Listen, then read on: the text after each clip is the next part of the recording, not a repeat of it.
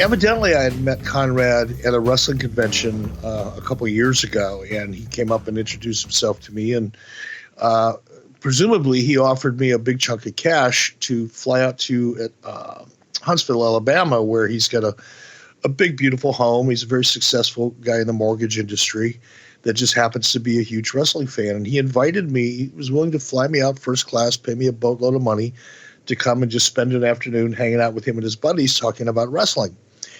And it just caught me as, I don't want to say odd. It's not odd necessarily, but it was unusual for me to get an offer like that. And I turned it down. Okay.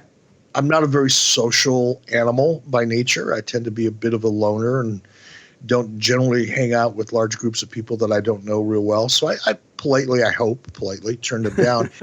And then about a year later, a good friend of mine, Bruce Prichard, called me and said, hey, this guy Conrad flew me down to his house, put me up. It was great. Spent the afternoon, treated me great. Because you should really do it. You'll have a blast.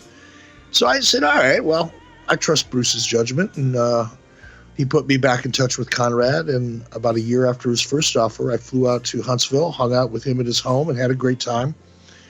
And that was really when I met Conrad, as far as I can remember, the first time, because I don't remember meeting him at a convention.